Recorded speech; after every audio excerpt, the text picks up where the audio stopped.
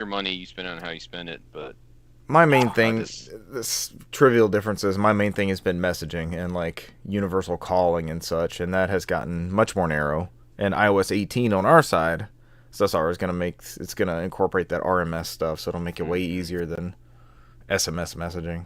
We'll be able to like each other's stuff and read receipts for Brant in our thread. yeah. Will I see the dots? I think Who so. knows? Yeah, I think you see the dots in 18. So, in all honesty, just go up here, Google, get off that Bixby bullshit. I've got an iPad. Oh, I don't even use Bixby. I've got an iPad running it, but I don't have anything. I don't have like a Or what's it way called, to Wiz, test. or whatever that fucking gooey ass shit they put over Android. Gingerbread. No, it's like that Samsung God, version I haven't of heard Android. of fucking gingerbread in a long Man, time. I was all in. That's when I was all in Android. Gingerbread, ice Jeez. cream, I think that was Yeah, in my ice cream that was in my sandwich. HTC jelly days. bean. I had a HTC Droid. Yeah. Droid Incredible. I think Cesar and I both had Androids at that time. I also had a Windows Phone. So Windows phones were did it good all. devices. Damn. Yep. For the show, Charles is a big Windows Phone fan. Whoa. I like that tile system on there. Yeah. I didn't get our Go Live yet. Wario saying Final Fantasy 16 You is got on a Go PlayStation Live? Plus Premium. Yeah, I saw that. The rumor is supposed to be announced for Xbox at Tokyo Game Show. I so- hope for this. I want more people to play that game. Yeah. Renee's here on YouTube. Hello, Renee. Hello, Renee. Hello. Damn. Hello. I mean, I want Square Enix to fucking be a third party. So it should be on everything. Release on everything. Fuck yes. Yeah. Just chatting. I'm tired of them coming up like we never make enough money.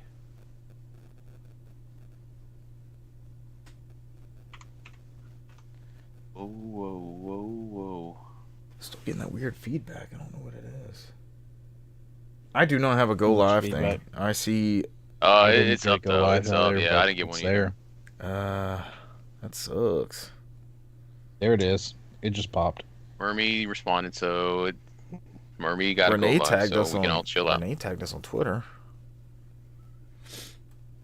This shit is so inconsistent. Oh, yeah, but that's the way we programmed it, right? We are. I mean, we created Twitch. Free. We wrote the Twitch. Please start live. Never notify people. In code. Brant, you were saying you started with free. I thought you were going to end up with R. Kelly. Ooh. Oh. Snafu's asking, has anyone played Time Splitters on PS5? No, not yet. Oh. Yeah. I Cesar. think Cesar's touched them. I want to Yeah, get them I too. didn't play enough, but that was like weeks ago. We need to try that share play split screen multiplayer and see if that works. Whoa. Let's just talk about this new Quidditch game. You're a Quidditch. I'm a Quidditch. I guess we can all try it, right? Since we're technically all getting it for quotation marks free. Free. Quote. Free unquote. Snafu My was favorite phrase of all notified. time. Thinking inside the box is Free. here. Thank you guys. Fuck is this? Mermy's already talking shit, but not about Buish. Oh, that's the I first. think it's a Hold on. Twitch thing. Twitch is fucking up.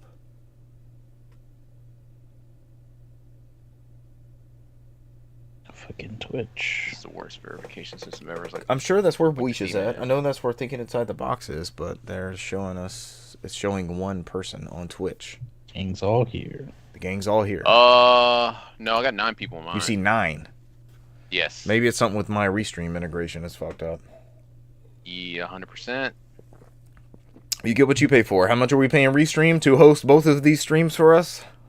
$10,000 A month. a day. A day. That's like making it rain every single day on schedule. Yep. Yeah, I don't get it. Murray said I talk no shit. Damn.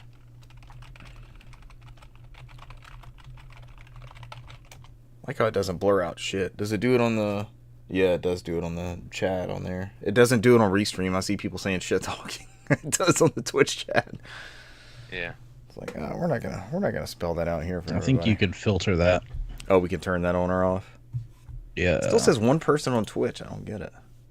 You got to chill, man. There's I don't care. 9 people. We're gonna go for it. We everybody has confirmed in the chat they're here. We're good. Yeah. Let the shit talking commence. It's gonna be okay. God, what the fuck? Brand, is this episode number right? Who knows? Find out later Brand, and show maybe him his edit boss. over. 316. That's almost 315. For God so loved our podcast. Oh, where's this going? I don't know. Probably somewhere sacrilegious. So I'll Renee stop. says, "How do you enjoy the Dr. no. Pepper, Richard? I love the flavor. About to open my fridge to get it." Renee, this is the single greatest currently available Strawberries soda and cream. Yeah. that you can get your hands Renee's on. is a prompt to Dr. Pepper Oh fan. my so god, I don't know this if you come with that. strawberries and cream. Go Dr. Pepper. If this was a 2-liter, Pepper some good shit. You drink 6 of them? I could. Brant, you know I'm One I'm capable of this. I know what you're capable There's a of. trophy. There's a trophy at, The whole world. at my I workstation. would hope. I would hope it's just water. You drink that much water on one side. Bleach says lies. I think he's talking about it being the greatest soda on earth, not the 6 2-liters. Bleach was there. He can confirm the 2-literage and the misery, the horrible condition that it left my body in. It's trash. No, sir, you were incorrect. This is, you are definitely in the minority in our office on this one. I know another individual who is a huge fan of this. Thinking inside the box says OG Dr. Pepper is the only way. Yes, but I'm forced to drink the zero methods. I actually preferred Diet Dr. Pepper over regular Dr. Pepper before I was forced to drink Diet Dr. Pepper. Thought it tasted better. I agree. I should have converted to everything sooner, maybe. I don't know. Cause I'm drinking Baja Blast zero sugar because it's the way my body likes it. Was it I don't have the same seriousness as you, but was at Costco today and saw the regular Baja Blast and the big 24 pack, you know, the big square pack they have, but it was the regular one. So sorry, I don't think that helps you out. it does not. Have you had to see the zero? You started working through those hard Mountain Dews yet? I had like 2 of them. That's The it. Atlanta find of hard Mountain Dews. I just walked into that liquor store at Georgia Tech right across from the Publix. And I was like, oh shit. Brant grimaces. Brant will break you in on the hard Mountain Dews. Mm. As I talk Do the about it hard to my do. Do the hard Dew. coworkers who never even heard of it, they're like, what? What is It's this? a thing? Where'd you find this? Yeah. Right down the road. What? All right, let's get the show on the road. It is A 8:16. lot of things to discuss. There are a Is lot. there? It's a shit ton of games played should be lightish, I'm guessing. Very. Yeah. Okay, cool. So we're good. No, I played 1,000 games. Oh god, here we go. Oh god. Cesar's like, for the first I'd like to summarize the first 1 to 10 hours of this game for the next 30 minutes, and then I'll move on to the next 10 hours of this game. Richard, mark 1 hour for part 1. Please insert a timestamp here. You and Brant can go take a nap if you'd like. No, that would just be Star Fox Adventures again. Oh my god. Star Fox Adventures.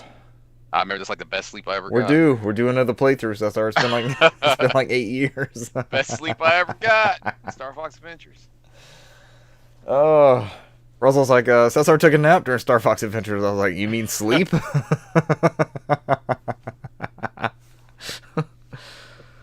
Oh, we beat the game. It's all that matters. The Jesus. 3 of us beat the game. I just remember getting woken up at like 2 in the morning. All right, it's your turn. I'm running around the pyramid. I don't know what the fuck I was We doing. were tired, man. We don't want to play this shit anymore. I was literally out of context Star Fox. Just handing my Out of controller. context All right, Star. it's your turn. I'm learning. Like, I don't know what to do. I haven't seen any of this game for like 2 hours. Oh man, out of context Star Fox. You didn't miss anything. Nothing happened. What would have happened over 2 I was hours? lost. I was like, why am I in Egypt? What year is this? Mm-hmm. Where am I? All right, hit record before Mermy scolds me. When General Scales will tell me how much this is, you pay this much. That was not him selling goods. He was the enemy. He was not the salesman. That was Lieutenant Scales. his underling mastermind. Ladies and gentlemen, welcome to episode 316 of the NOFODcast. We are No Outside Food or Drink, the Southeast premier video game and diet soda podcast. There we go. Yes, our side project, Aluminum and Aspartame. The first episode will commence tonight. No, that's always a pipe dream. I think we could talk sodas and energy drinks at least. The aspartame-based ones, right? The diet ones? Or zero sugar? Yeah. That's all you're partaking in, right? Brant, do you do a lot of soda? I can't remember the last time I had a real soda. Yeah. I mean, sometimes I have Coca-Cola or Dr. Pepper or Just a standard, no deviations, just like a standard flavor for you. Baja Blast. Baja Blast is a deviation. Baja Blast is Brant's very good. dabbling in some Baja Blast. During your Taco Bellage. What's your go-to Taco Bell order, Brant? I've been vibing with that Cantina menu lately. That That is stuff, that's pretty damn Fresh good. tasting. I don't know. I can't chance the avocado sauce that's on there. Well, you don't have to use Hold it. the avocado. It's not on the food. Yeah. Oh, they avocado they base put on the sauce. side? It's in the it's in the That's packet. how you're good. It's in like a regular Taco Bell packet. Just avoid the You packet. say that. You say that and I'm putting an EpiPen in my thigh, so. Damn. Brant said it was good as I'm choking to death. No, it's literally like a Taco Bell packet. The But it's person not there fire like, I sauce. know It says Brant. avocado. The person there as they try to bring me back to life is like, who the fuck is Brant? This guy's hallucinating. I'm saving Brant said I you. was good. The sauce was outside of the packet. I'm your savior. Where's this Brant now? Brant can't save you. I went with a friend of the show, Buish, to Taco Bell before too long ago for that $7 combo meal that's out. The Lux combo box. Me and Renee had that. And I was not a fan. Mine came out Really? cold and misshapen. KT says still mad Taco Bell got rid of the Dew Cactus Lemonade. I don't think I don't know if I partaked in I any of couldn't the partake in lemonade, that Spiked. one at all. It was the spiked. It was a hard or whatever. lemonade? No, I think that's just what they called it Oh. or something. Brant, you say spiked, it means one thing. I know. I was like, how'd they get away with that? I We can't can't even get remember the what hard it was Mountain called. Dews that Yeah. SSR's apparently How the discovered. fuck am I driving home? Free refills? Free refills on the spiked Cactus Lemonade? Yeah. Mermy said Alani when we were talking about aluminum and aspartame. Yes, we could rank the Alani flavors. And they have informed me that Witch's Brew is back out the caramel apple flavored one for fall, which I need to check out. How's that? Was that any of that? The little energy drinks is like the Virginia Slim type cans. I don't know what else to call those. I just think of cigarettes when you say Virginia. I know it's what it looks like. It's a long, slender can. It's not like a regular. It's not the the shorter 12 fluid ounces we're used to. It's in like a Virginia Slim style, like a Michelob Ultra almost. I'm gonna go. Oh, okay. I'm gonna go to like the QTs. Like, give me the Virginia Slims of alcoholic drinks. Just gonna give me a pack of Virginia Slims. No, they'll go get you a Michelob Ultra probably. They'll know. Oh, sir, we know exactly what you're requesting.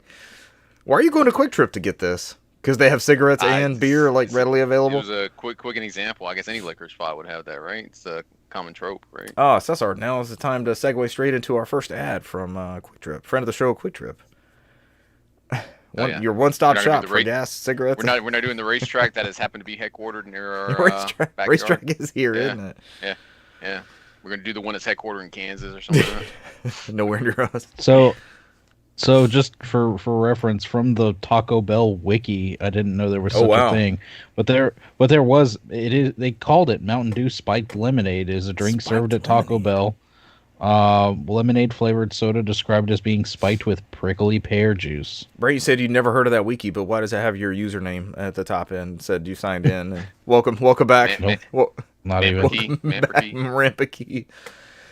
man for Please key. review the spiked Back. lemonade. We saw that you ordered it 17 times while it was a limited time item. Brand has not touched that, but man for key's been killing that shit since 2019. KT was destroying the Dew Cactus lemonade. What was it spiked with? What did it say, Brant? Prickly pear Prickly juice. pear. I bet that would be good. Prickly pear. Sounds good. Prickly paw. What's the carbohydrate intake on that thing? That would be my deciding factor. Small 70. I'm gonna go with 75. It's like every time you're the friend of the show, Russell keeps showing us pictures of that fucking Spike Dunkin'. I was like, yeah, it's like 20 grams of carbs in that thing. And you said it didn't even taste good, so I don't even know if that's not even worth the hit. I personally did not like it. I don't want to be that guy who creates a urban legend where somebody tries like, oh, it's pretty good. I'm like, there was another right, flavor. man, You saw that picture he sent us? There was another flavor in there. I saw Dunkin' and I was like, delete it from my mind. Oh, it was pumpkin spice. They got a spiked pumpkin spice now. It was like iced tea in there too as well. I'm like, spiked tea, and I'm like, I don't know what I'm looking at. The wrapper? Yes. Brant grimaced. Spiked tea. Brant, you don't do pumpkin spice? No. What is your favorite spice? Baby spice, ice spice, sporty spice, old spice? I'll take Scary Old Spice. I'll Spice? take Old Spice for 100, Alex. Is that geriatric spice? What'd you say, Cesar?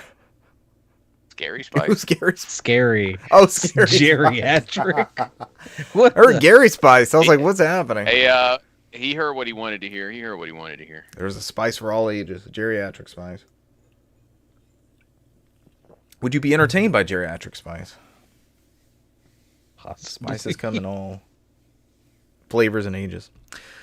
Let's get into this news. Here's Jeff Keighley's Gamescom opening night announcements. Oh, please be a good thread, please. Yeah, is there a decent summary here? It's every. Oh, Yeah, thank God. everything's in order. I mean, you probably can just hit the. It's my favorite part of the show because Brant always finds a different website for every announcement thing. No, this It one's seems like good. everybody He's right. It is in order. passes- I remember them opening with passes it Borderlands. off. Yeah, I always look for the one that usually has them in the correct order Chronologically. and all we asked also for. a It's all we decent asked for, summary. That's all we ask for is just chronological order, right? We won't read this. I think it's best to go back and touch on the ones that are mildly interesting, or just jump in and Yes. note the ones that are mildly interesting. They opened with the Agreed. oft-rumored, all but announced Borderlands 4, correct? Randy Pitchford, what the week before this was... With his magician handle on Twitter. with his disappearing flash drive full of content, and... I forgot. I think his handle on Twitter is like magician something. Yeah. So apparently Borderlands 3 wasn't as well received, so Borderlands 4 is a return to what made it so great. I don't know. Cesar and I played a little bit of Borderlands 3 and it felt like Borderlands, right? I mean, it looks like Borderlands, right? It does. Yeah. I mean, I don't know what that would entail to because I don't know if I'm the Borderlands expert. And Brant, you play more Borderlands than me? I probably put like an hour in the first game. Bleach Zero. just fired up Borderlands 3. I think he played he was hoping to join up with friend of the show Ezra because they said they just downloaded it, and then come to find out when Bleach was going, Ezra was on like level 21 already. He's like, what do you want me to do? How am I supposed to catch up to that? Oh god, the hand holding. Come here, let me show you Yeah, everything you can that's do. my experience with Borderlands. Not me and you playing Cesar, but someone long ago was like, man, they're just leading me around. This kind of sucks. This is like an MMO. They're taking me from one place to the next. Norwegian Boat is in the chat asking if we have a Discord. We do. We're just not active with it. Is there any way we can integrate that into our show better? Should we be keeping up with that instead of Twitch chat? A lot of people do vocal chats over Discord, but that would be stuff you will broadcast. Norwegian Boat says, same name on Discord, pop me in. We will do that. Remind me, that's just one more platform we need to check up on and keep up with. I mean, if we can actually do streaming over Discord, that'd be wonderful. Because that was what that's still dreaming about that picture quality. The audio, the picture, and the audio. It was the audio quality. Was fucking amazing. If we had a way to capture that easily, I mean, we can tinker around with that. It's just time, like everything else. There's gotta be an easy way to. Y'all hate our Skype call quality? I mean, it's all right. Murray says, I think they're asking how to join the current convo. I think it's just Twitch chat, right? Yeah. I'm an average Norwegian guy, Norwegian Boat. Thank you for joining us. We are average American dudes. And we have a somewhat decent... I'm calling out specific members of our chat, but we have a pretty active-ish group every week. I guess it's a good time to do an overview. We talk about video game news in the industry and just games we've been playing. And we get hooked on various live service games, but we also dabble in like the latest first-party releases across all 3 platforms and PC. We love retro stuff. We all have old school systems hooked up that will randomly pop in stuff that strikes our fancy. I'm forever trying to play Final Fantasies, 8 through 10, 8 through 12 throughout the years. Yeah. I mean, you beat 16, man. I did beat 16. Yeah, I you love did that beat game. I 16 hope it comes to everything. there, Yeah, It's one of my favorite games ever. did it. But thank you for joining us, Norwegian Boat. We appreciate you coming We in. won't be Welcome. spending the next 14 years talk about how you restart which version of 16 and which one's the best one to start. So Hey, I would replay 16, but I have many others to jump in. we'll leave that exclusively for you to just talk about how you need to start DLC every That's week. true. Next up was Dying Light, The Beast. We got to look at a new Dying Light game called Dying Light The Beast. The trailer showed some familiar first-person gameplay, parkour. Keeley notes it'll be around 20 hours long. What did he do? Help develop it? Making it a bit shorter than your average Dying Light game. So this is more of a spin-off, I'm guessing.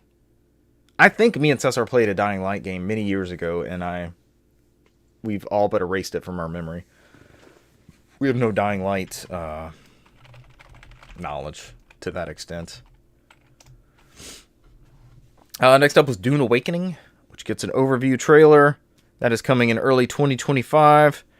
It showed off customization, character classes, base building, and more. Crafting is a big part of the game.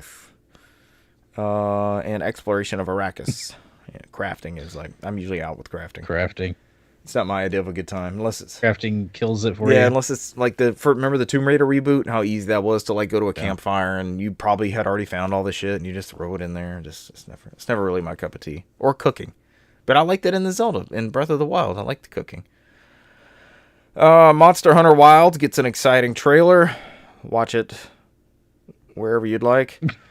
Do they cook meat in that Monster Hunter? Probably. Fatal Fury City of the Wolves is coming next April. Fighting game from SNK is coming in 2025, specifically April 25th for PlayStation, Xbox, and PC. So when they say PlayStation, Xbox, and PC, is that both generations of PlayStations and Xboxes at this point? Okay. I mean, if you look, yes. If you look on the little splash screen, you got PS5, PS4, Xbox Series X and S. I think OG Xbox One is done. No mas. For the most That's part. correct. For now, in certain games. Yeah. What is next? Civ 7. This was leaked before the show, right? Everybody knew Civ 7 was coming. I haven't played the first 6, so I don't know if I should jump on this one yet. I feel like I buy Civ 6 every time it's $2 somewhere. Mermy said, Mermy said you were supposed to play Monster Hunter with her. It's I got time. I haven't died yet. We can fit it in. I've got time. I haven't died yet. We can fit it in. That's a wholehearted Cesar yes if I've ever heard one. Mermy has a headset now. Mermy's ready to go to town on some Monster Hunter. I have multiple copies. Just jam of it in there. I got multiple copies of Monhan. Monhan, as the true fans call it. That's what the Japanese. So you won't know the lingo. We call it Monhan. But oh no, I suck at the game. There's no way I can go up there yeah, I know what's happening. Oh yeah, I'm over here. I'm going to be straight Aladdin. You're gonna have to show me the world. A whole new world. A whole new world. Civ 7 Starfield Shattered Space drops next month. The expansion is coming September 30th. There's going to be vehicles. The first ground vehicle. We saw clips of it bounding over planets. The drivable car will be available later tonight after an update. Okay, it's already out. The expansion is September 30th. The car is out now. Very Mass Effect-y. Yeah. Right? We patched in the Mako a year after it came out. Enjoy planet hopping now with the Mako. Thinking Inside the Box says RIP to the VCR Xbox. They released a patch for that. We talked about that a couple weeks ago, and then I think the next week there was an update for that. So it does actually download. We had one in the house here that was not applying patches, and we got that one going. So I can confirm the VCR Xbox is not dead. But having experienced downloading Halo Master Chief Collection on that VCR Xbox, I took that one out and put a Xbox One X in its place. So we are not going to deal with that anymore up there. I looked up, that one has a G Wi-Fi radio or something in it. The original Xbox One. It's trash. Really? I'm like, this thing's right next to the router. What's going on? It's straight trash. And I believe the One X has a AC, so it's got not the newest spec, but 3 back at this point? Way newer than in Wi-Fi network, Wi-Fi radio. I mean, it's a good Roblox blocks. To steal a bit from Jeff Gersman, they put Peter Molyneux on that stage. Peter Molyneux came out and introduced Masters of Albion, his new game. How is he able to use that Albion name without the Fable license? Because this was also very Fable-esque without being Fable, right? Didn't that take place in Albion? It's also very like that EA game he made. What was Black and White, I think. Yeah. I remember selling so that on mixture PC. of that in there. So it's, I mean, look who it is, man. You just let him do what he wants. I thought he was gone from the industry. He was on a maybe 6 months ago, episode of My Perfect Console with Simon Parkin. And Simon actually asked him about the, hey, you're known for kind of promising things that don't end up in the games. So it was a really good interview. Simon's a journalist. He's going to ask him some of these questions. And it's a bad way to get associated, right? It sucks, but I mean, it happens, right? Right, but also the context of that was like, look at these games that he helped create, like Populous and Fable and Black and White, and just these... Yeah.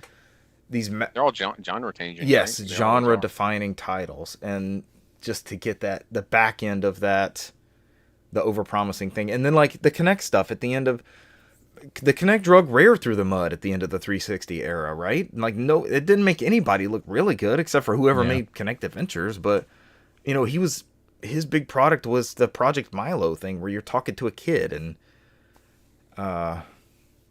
for better or worse, you're talking to a child interactively with a video camera. So that project was canceled. We all can't Leonard Nimoy it on the Dreamcast, man. So Thinking Inside the Box is back on the 360. Some weird things I have discovered messing with that. Yes, there's some weird shit in that 360 era. And somebody was noting with what game is it that's coming? Oh, the Indiana Jones. I guess we're coming to that at some point. But people were talking about and Thinking Inside the Box, you're a huge Xbox person. I think this is a big part of probably how you feel too. That era of experimental Xbox and then those first couple years of 360 was what everyone is wanting Xbox to be again, and they have not been that since, which is 2011? They have not been that Xbox since. We had glimpses when they did the Rise of the Tomb Raider backwards compatibility and Rare Replay. A glimpse. Yeah. That was it. And that's when everybody hitched their wagon to Phil, right? It just fell off because they never followed up with it after that. Everybody hitched their wagon to Phil as this, I'm not going to say savior, that's the wrong term. But I don't know that time has looked back favorably on that era since then. They're kind of identityless. Masters of Albion. Oh, there it is, Indiana Jones in the Great Circle. Yeah. It's coming to PlayStation 5 spring 2025. So it's coming out December 9th on Xbox, and you can pre-download on Xbox now. I saw that on my main menu, and I'm like, wait a minute, this comes out in December. It's like 138 megs. So all they're doing is trying to see who is interested in pre-downloading this game. It's just some sort of metric they're trying to do. You don't get anything. It's 138 megs. I don't know if that gives you a trailer, maybe. So... I mean, it gives you a folder with the name of the game on there where they add shit on there as it comes out. True. Folder like from old PC games where you just get like dot textures and things like that. They start slowly coming in as the game gets closer and closer. So that's coming to PS5, which had been rumored, but Phil Spencer had said this game's not coming to PlayStation. This game's not coming to PlayStation, and Indiana Jones was one of those. Thinking Inside the Box says 07 to 09 Xbox would destroy the competition. They were top of the world in that era. Yes, that's when everybody had a 360 and bought everything for the 360. You're right. So Thinking Inside the Box is just a number to show to shareholders. That's it. Indiana Jones continues to look good. So now you get to play it on whatever platform you want to, which will be fantastic. Machine Games makes incredible experiences. If you have never played one of those newer Wolfenstein titles, they know what the fuck they're doing. Those are great games. I mean nothing's really changed, right?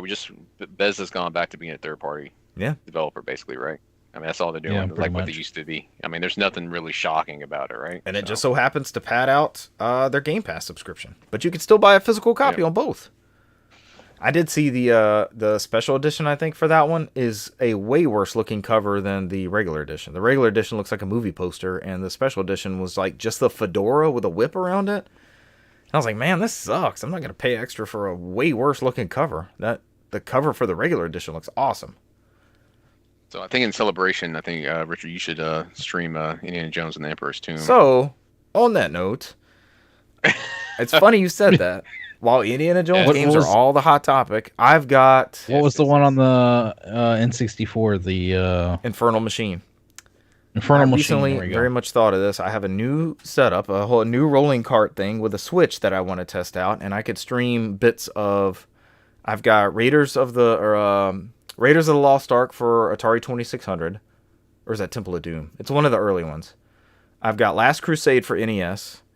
I've got The Adventures of Indiana Jones for Super Nintendo. I've got Infernal Machine for N64. I've got The Emperor's Tomb for Xbox. I've got Indiana Jones and the Staff of Kings for the Wii, which Cesar talked me into buying 15 years ago because it had a copy of the PC game on it, The Fate of Atlantis. Yeah. That was like... I think that was the only way you can get the console version of yes, it, right? And that was the best best part of that game. Yeah. Thinking Inside the Box says Machine Games did for Wolfenstein what Rocksteady did for Batman. I think that is absolutely an accurate claim. There were not great Batman games before Rocksteady. There were some pretty good Wolfenstein games before, unless you count the Sunsoft Batman games. Does anybody? I mean, a couple good ones squeezed out there. Not many, though. Yeah. Not on this level, though. Yeah. The Wand of Kings is Thinking Inside the Box. Digital Trends wraps up the rest of this article of Gamescom announcements with the following. Footage of Call of Duty Black Ops 6 mission called Most Wanted. Goat Simulator Remastered is coming later this year. Persona 5's Joker will appear in Persona 3 Reload's The Answer DLC. Cesar's laughing at Goat Simulator. Why is Goat Simulator remastered getting you? I mean, just watch that stupid video that they did to announce that it was out there. Pretty zany. Yeah, just do it later. It's. I didn't know what the hell I was looking at until I saw it at the very end. I was like, oh, what the freak am I looking at? Black Myth Wukong got a launch trailer. That thing's been doing gangbusters. Dragon Ball Sparking Zero for a new trailer that revealed its pre-order bonuses. King of Meat is a new co-op game from Amazon with a fantasy game show theme. Lycnid, Banner of the Spark is a debut game from Fuzzybot, and it's a cozy action game. Lost Records Bloom and Rage will launch in 2 parts on February 18th and March 18th. That's very specific. No More Room in Hell 2 got a zombie-filled trailer. Ark Raiders got a cinematic new trailer. The other games featured were Infinity Nikki, Warhammer 40k, Space Marine 2, Predecessor, which is a free multiplayer MOBA. Path of Exile 2 is coming to early access November 15th. Reanimal is a creepy new game from the developers of Little Nightmare. Genshin Impact is coming to Xbox on November 20th. That's a big get for Xbox. Tomb Raider is crossing over into Nakara Blade Point. Is that the Xbox? No. Nakara? Right. It's Nakara, right? Nakara? Yes. Yeah. Nakara. That's that Xbox shooter that was coded, like somebody wrote the story mode for. Remedy worked on the story, was that right? No. I'm thinking of a different one. No. What the hell am I thinking? It's like an MMORPG with like ninjas. Yeah. I have no clue what this is then. Watch the video later. Oh god, there's so many announcements.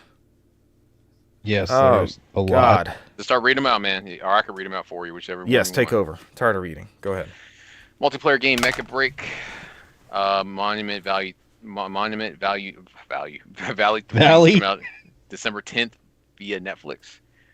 Marvel Rivals is dropping December 6th and will feature Black Panther and Winter Soldier. Secret Levels, a new anthology series coming to Amazon Prime on December 10th.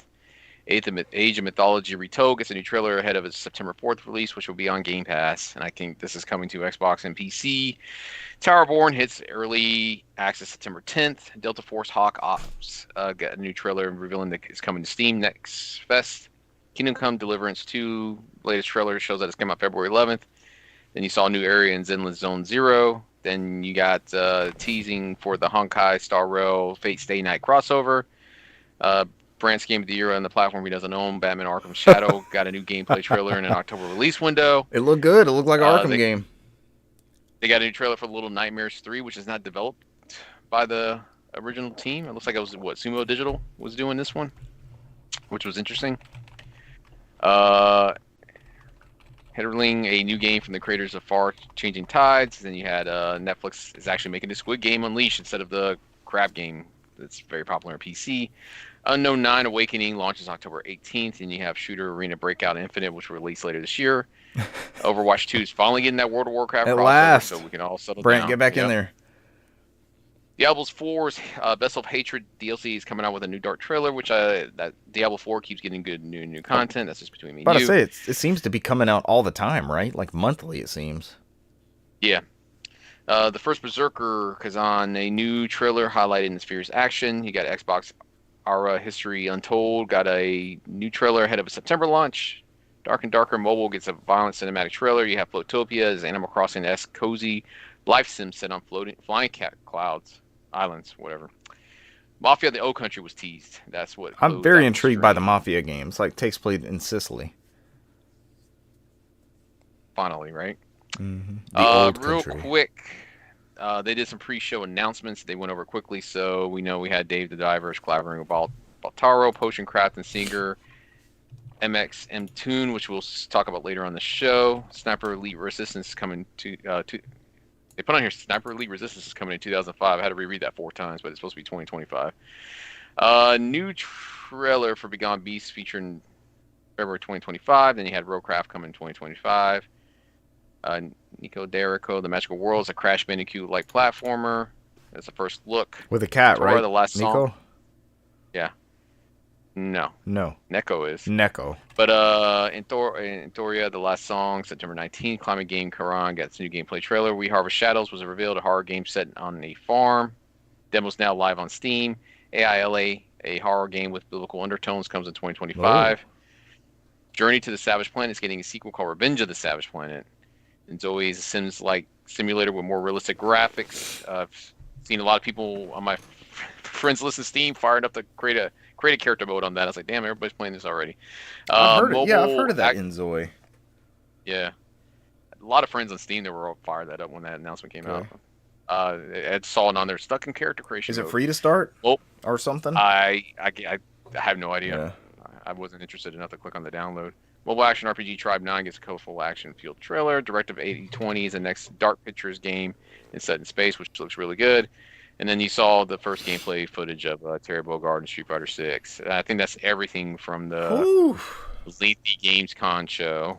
So, which I would never admit to that I had it on at work, but I did walk away a couple times and walk back when I was at my desk. And was that new Xbox shown at Gamescom, or did that just kind of drop around the same time? Galaxy? I think the Galaxy looking one? I think the pre-orders were dropped.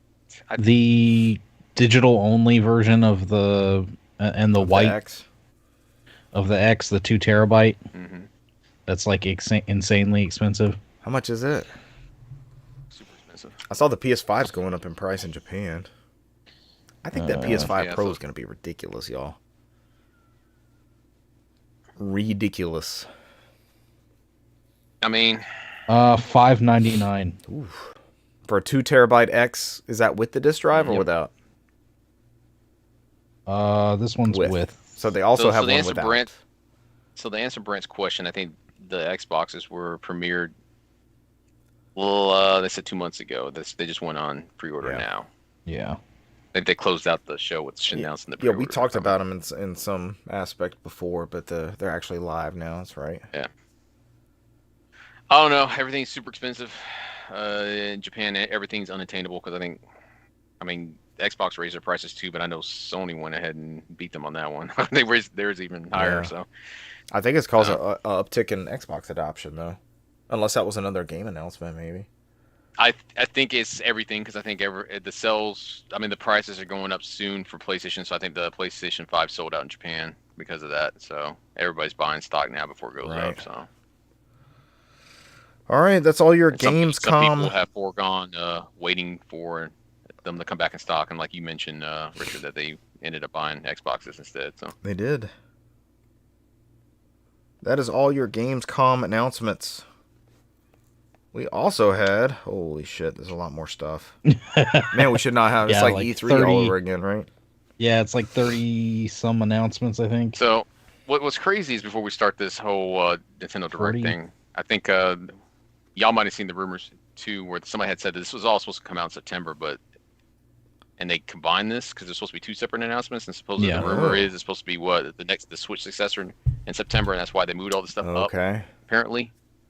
So we're not getting the leaks like we used to, where they were looking on the back end and seeing what games they are. But apparently, somebody was before all this was announced. Somebody had came out and said, "Hey, they're going to speed up these direct announcements in August so they can make room for September to talk about the new hardware."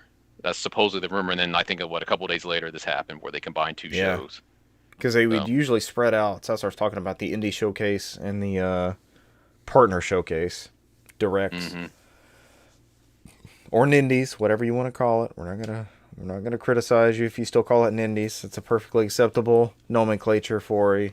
What's happening with this announcement list you got here? Can I do the list of slides? I hit slideshow and that was way easier, right? I did a list of slides. It just shows all list slides. Of slides. Where's that? I still haven't watched this. I'm not really aware of some of these things. That's fine. Brand, you want this, or I could do this? It doesn't matter to me. I got it. Yeah, y'all do some of this, and I'll ask them some questions because I'm going in blind on some of this, except for the stuff you guys caught me up on. So this is also in order. First off was Balatro Friends of Jimbo, which is the card game. They revealed that they're doing several crossovers. With The Witcher 3, Vampire Survivor, Dave the Diver, and Among Us. Witcher 3 knows nothing about card games. Yep. It says friend of the show, Russell, who played 80 hours of Gwent. Next, from the developers of Gris, we have this game, Neva. This looks amazing. And yes, it does look very, very good. Which is releasing October 15th of this year. Day one buy for Brant. Let's go, Brant. We have Moth Qubit. What's a qubit? A cute bug-centric RPG. Kind of has that kind of quirky, like Earthbound-ish look to it. A little bit. Coming spring of 2025. Noah, this is the Lord. You will build an ark. It will be 800 cubits by 400 cubits. Moth qubits. Holy shit. What's a qubit? Coffee Talk. The developers of Coffee Talk. Played by Russell Crowe. They had the developers of Coffee Talk come out and announce a brand new game in the series, Coffee Talk Tokyo, which is now in development and releasing sometime next year. No definitive date on that. These games. I need to try one of these out. I think we have them for Steam through something. Yeah, I think so. Possibly. Pretty sure we do. Next up, Sea of Stars is getting some DLC. Let's Throes see. of the Watchmaker. That game was awesome. What I played of it was a lot of fun. Throes of the Watchmaker releases for free in spring 2025. I still don't have my backer copy from Kickstarter.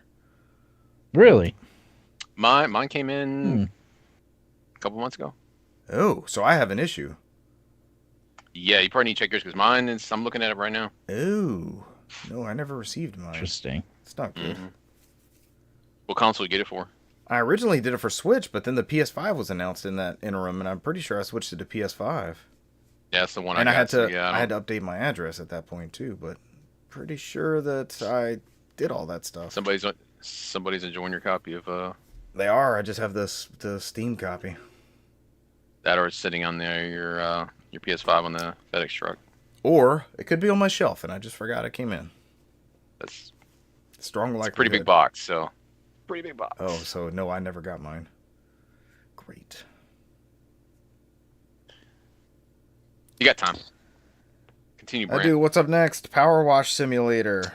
Power Wash Simulator has a brand new crossover. So, of course, they've done like the SpongeBob and I'm trying to remember all the other ones, but they are doing Shrek, where Final you Fantasy can. 7? Come on, man. Yeah, Tomb Final Raider. Fantasy 7. Yeah. Clean the mansion. Oh, Yep, how yep, can I yep. forget the Tomb Raider one? I think the butler's there too in the Tomb Raider one. Farting, bringing you lemonade and farting. This will include 5 themed maps, and you can even clean the swamp. Yes. Will the donkey make you waffles? It's coming. Releases this fall. Yeah, next game, we the next game I was have super excited about. Yeah, Morsels was good. What is that? Morsels. Watch An that trailer if you haven't off-ball seen it. It roguelike, looks really, really good. top-down shooting action, Yeah. which you take control of a mouse attempting to combat evil cats. Cats aren't evil; they're friends. Then we had a very interesting dating sim called Date Everything, where you can literally date everything. So if you want to date the cabinets, or the toilet, or what, I don't know. Whatever. Man, I've had dates with the toilet. That is not a date you want to. That's not. After your date with what was the Italian place? Oh, Pasta Max. Pasta Max. There we go. That was a date. And then I went back for another date, knowing the first one sucked. You went back and went back again? No, I haven't been since that time, but the time before that, it got me. If it got me once, man, that's it. That's it. Yeah. It could have been other factors, though. Sure. Yeah. Date Everything releases October 24th. This Morsels looks crazy, and it's got a cool scan line filter on it. Make it sound like it's a kindergarten cop when the lady got sick, and that's why Arnold Schwarzenegger had to take over the classroom. This is your new mascot. Yeah. Next we had Peglin. It's Peggle, but it's got roguelite elements. It's pretty interesting. It works like Peggle, but the way you things drop down and are destroyed affects like this battle up top. Looks interesting. It's actually was one of the shadow drops, so it was available day of the show. You can go and check that out. Is it an official Peggle product, or are they just using that name or that game type as a mold? I feel like this game was on. I've seen this game on like Steam before or something like that. I think it's been out before. Okay. I've seen it somewhere. Peglin. Or I've seen it announced somewhere. I'm sorry. I feel like I've seen somebody stream it before. I've seen this game before. That or I've been reincarnated way too many times. I've been reincarnated way too many times. Yeah.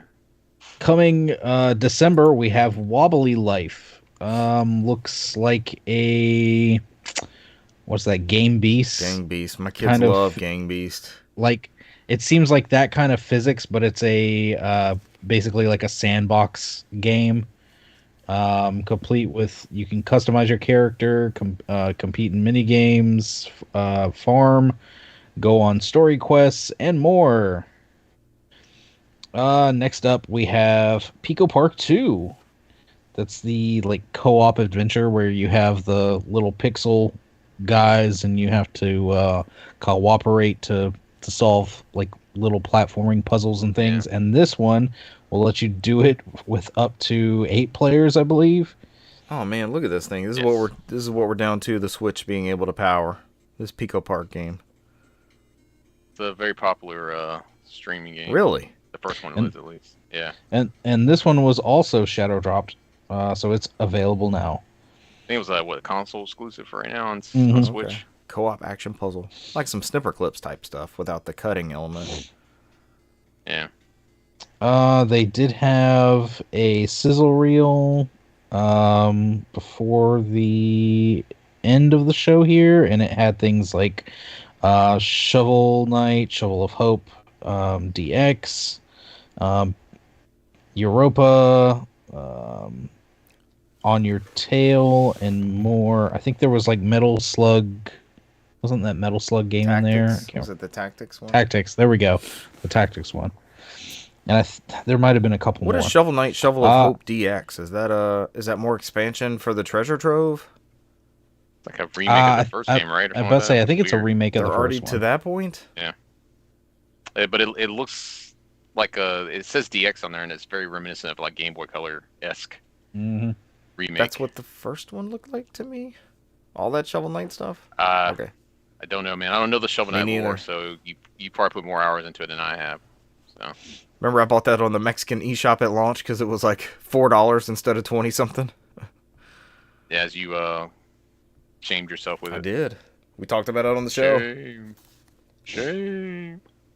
And then to end out the indie portion of the show, we had Pizza Tower, the zany, kind Mario of gross out, almost Ren and Stimpy style cartoon. Ren and Stimpy's very accurate. But the like Wario Land mechanics. It's got the sound effects from like Toe Jam and Earl on there too when you grab stuff. Yeah. Yep. Wow. And Mort the Chicken is in this game. Really? I kid you not. PlayStation Classic, Mort the Chicken. Mort the Chicken makes a appearance. But it was a shadow drop available today. I think they're doing a physical later. But I've heard nothing but good things about Pizza Tower. So definitely check that one out. It was awesome on Steam.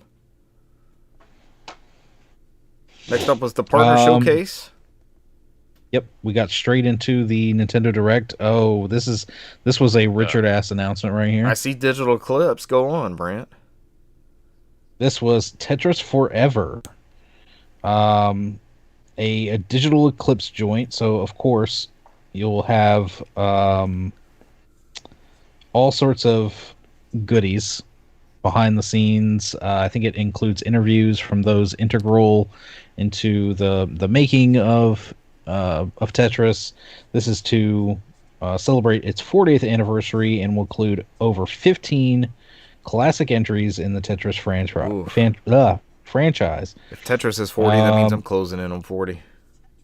As well as a all-new Tetris Time Warp game that will shift across the different styles as you play. And like I said, there's new documentary videos illuminating the series' history. If this wasn't all the Tetris news, as we are getting the NES versions of Tetris this winter into NSO. Okay, so this isn't one of their Gold Master series. It's not going to have like the developer interviews and all that stuff.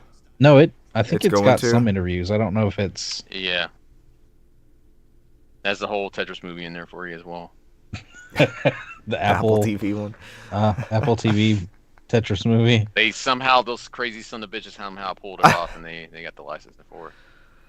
Oh, wow. Next up was Star Overdrive. Like this Tetris game. Brand new RPG. I don't know, kind of looked like Breath of the Wild mixed with Xenoblade or something. But you're on like a hoverboard. This describes it as describes it as straight out of Treasure Planet, which pretty accurate. I like this art style a lot. It's like a cell shaded / Talking about the Michael J. Fox classic Treasure Planet. Was he in that? Yes. No, I'm just fucking around. That's Atlantis. Milo Thatch. No, who was it? I forgot who it was in Treasure Planet. I don't remember. Yeah, I don't remember Treasure Planet. Like Email Hirsch or something like that. I was not in on this era of Disney. This was my brother's era of Disney. That was good, man. That was a good era, man. Yeah, Atlantis was good as hell. Atlantis was fucking amazing. Yeah. I need to watch out the sequel and ruined it for me. There's a sequel, Star like direct to Overdrive. video or something? Yeah, the Disney way. Oh, yeah, there was. Yeah, the Disney way. I never saw it. But that's like counting Lion King 2 as official canon or something. Back in the day before they did Lion sequels. King 2 is okay, but it's that Lion King like 2.5 and Lion King Land Before Time 19. Something else. Littlefoot's Revenge. 1 1/3. Lion King 1 1/3. Mm-hmm. There was one. Star Overdrive releases sometime in 2025. Next up, we had Goat Simulator 3. Yay. Why so many fucking Goat Simulators coming out? Guess So, that'll run so on the much Switch. Goat Simulator. Yeah, it should, no problem. And this was a shadow drop. Came out today. All right, Richard, we're Day of at the show. We're at this point. You're going to see a lot in these coming up shows on the Switch that you're coming out here like all this stuff's coming out now. I got a feeling like Geo, who's big on third party, is working his magic behind the scenes. So like this stuff that a lot of these games we probably would never seen on the Switch before. Yeah. So. And he has relationships with some of the port experts like Asper and Iron Galaxy. Like he worked with Adam Boyes for all those years. Well, Adam Boyes is leaving Iron Galaxy. Did y'all see that? Yeah. He didn't say his new venture is going to be, but he said he's ready to do something different. So yeah. I'm tired of being CEO. I got to go do something else. Yeah. It's hard to make it all that money. Yeah. Iron Galaxy does some god tier port work. Then there was a montage. Yeah, there was a small little montage. The 80s montage. We had Disney Dreamlight coming to Switch, as well as Star Wars Hunters, Worms Armageddon Anniversary. Brandon, they did Worms. It was your game of the Worms year. Armageddon is the 64 one, right? I think it's like multiple Worms games in this one, though. Yeah. There's part of the Stalker series and something that probably should have. I'm sure that Cesar and people like Cesar felt like this should have been highlighted a little bit more. Legends of Heroes: Trails in the Sky, the first was also what is in that one? Cesar? On the Nintendo Direct, there was actually a 30-second. They took time out. I just don't think they had anything ready in English outside of because a lot of the text they used in there was based off the original translation. Oh, it was in the Japanese one. Okay. Yeah, the Japanese one had like 30 seconds where they talked more about it and everything. Because I think nobody knows the details. So far, I think somebody had clarified that Falcom came out and said that this may be their first published title they're going to release worldwide instead of going to a third party. And it's supposedly going to be exclusive to the Switch right now. That's all they announced for. And they said they have no announcement for other consoles. So, what is that? What is Legend of Heroes: Trails in the Sky the first? It's the if you want to start on this new Legend of Heroes right now in this current arc we have on there, this is the game to start. This starts everything. It's a good one too, right? Yeah, this is the very first game out of the 13 games that are out. What was this originally on? That continues at PC and PSP. Okay. Very cool that that's coming forward. Is that on multiple platforms or is that just a Nintendo thing? Right now, they said that it's only been announced for Switch. They have no plans to put on anything else. Really? Yeah. Okay. The Geo effect still. Yep. I'm assuming it's going to ride right into the Switch 2, so I'm assuming it's going to be Switch 2 game. Next up from the Geo effect, he landed another big license. Launching October 4th, we have the physics-based sandbox game where it is SpongeBob SquarePants, the Patrick Star game. Then we have Fitness Boxing 3, your personal trainer. That is coming December 5th, 2024. Do I have to have played Fitness Boxing 1 through 2? Of course. Why wouldn't you? Is this one official canon? Did they skip Fitness Boxing 2 like Goat Simulator? So Richard, when they did the scissor reel, I saw the trails and I was like, yes. And then the next one came out, which is Brand is about to announce, which is the fuck yeah. Oh. So. What is this? Which is I'll do it for you, Brand. It's the Capcom. No, this is Cesar. Cesar should. Well, actually, all of us should be pretty damn hype about this. So the Capcom Fighting Collection 2. Because we haven't even gotten the first one yet, right? And they announced the second one. Comes out in 2025. It's got Capcom versus SNK. I saw Power Stone mentioned, and then I was like, "Oh shit!" Yep. Capcom versus SNK 2, Mark of the Millennium, Capcom Fighting Evolution, which was that PS2 Xbox game, Street Fighter Alpha 3 Upper, Project fucking Justice, Power Stone 2, and Plasma fucking Sword. Man, that was another good one from the Plasma Dreamcast. Sword was Dreamcast, right? I was about to say. Yeah, and so was Project Justice. These are some expensive games. It's so good. That's what I told my coworker. That's what I told my coworker at work. I said, "This shit is so expensive. This got resellers crying, man." Just like the collection with Marvel vs. Capcom 2. It's like it's finally affordable and available again. The only thing we're missing is fucking Rival Schools, man. I'll take Project Justice though. That's fine. How do you think we would end up getting a Rival Schools? There has to be another collection. One. We're still missing some Dreamcast fighters. Okay. So, based off these successes, I know we're all supporting these. I've bought every Capcom Fighting collection that's come out so far. Yes. Yeah. I think they clarified, came back, said it's coming on PS4 and PC as well. This is still affecting the whole Xbox port thing, so there's no Xbox yet. Right. So hopefully they'll resolve that soon. Which it plays on PS5 just fine. We're not really leveraging the power of the PS5 for these titles. That is awesome. What a hell of a collection. And we haven't even got the first one. The first one's not even out yet. Oh, did they highlight that again right after this? I mean, well, this is the second one. So this is the Fighting Collection 2. First one's already out. The first one had Darkstalkers. So this is the second one. I'm confusing it with the Marvel vs. Capcom Fighting Collection. This one coming up is the Marvel vs. Capcom, which they announced comes out digitally September 12th, with the physical edition coming out November 22nd. So we're seeing a lot of Capcom doing a 2-month exclusive on some of these digital ones, which is fine. That is fine. You get early adopters, and then you get the physical copies after that. Maybe we'll get a deal for Black Friday or something with like a buy two get one for those.